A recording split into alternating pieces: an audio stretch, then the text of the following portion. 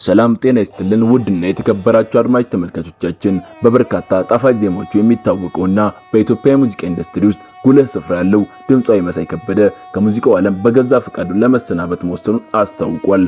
አርቲስቱ ይህን ውሳኔ ያስተላለፈው ለምን እንደሆነና ቀጣይ የህይወት አቅጣጫው ምን ሊሆን እንደሚችል ተከታዩ መረጃ ይዘንላችሁ ቀርበናል። ለዚህ ቻናል አዲስ ሆናችሁ ሰብስክራይብ፣ ይህንን ቪዲዮ ላይክ በማድረግ ይጀምሩ። ለበርካታ ዓመታት በኪነ ጥበብ ዘርፍ በተለይም የሙዚቃው ዘርፍ አሻራውን ሲያኖር የቆየው መሳይ ከበደ በድንገተኛ የማህበራዊ ሚዲያ መልእክቱ ከዛሬ ጀምሮ ከሙዚቃ ስራዎች የራሴን አግልያለሁ ሲል አድናቂዎቹን አስገርሟል።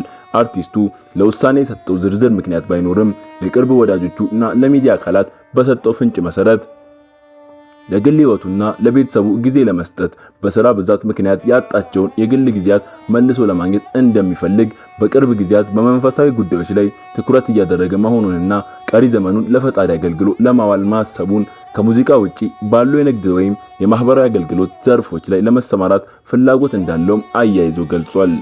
መሳይ ከበደ ባለፉት ዓመታት ለሰጣችሁኝ ፍቅርና ድጋፍ ሁሉ አመሰግናለሁ። ሙዚቃ ለኔ ትልቅ ትምህርት ቤት ነበር ሲል ለታዳሚዎቹ ያለውን አክብሮትም ገልጿል።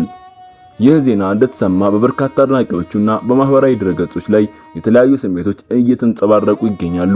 አንዳንዶች ተሰጥኦ መባከን የለበትም ሲሉ ውሳኔ እንዲቀይር ሲጠይቁ፣ ሌሎች ደግሞ የአርቲስቱ የግል ምርጫ ሊከበርለት ይገባል በሚል ድጋፋቸውን እየገለጹ ይገኛሉ።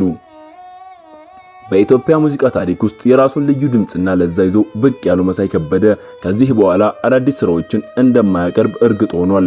ሆኖም ግን እስካሁን ያበረከታቸው ስራዎች ሁሌም በታሪክና በአድናቂዎቹ ልብ ውስጥ ሲታወሱ ይኖራሉ። የአርቲስቶች ቀጣይ ጉዞ ስኬታማ እንዲሆን እንመኛለን። ስለተከታተላችሁ እናመሰግናለን። ሰናይ ቀን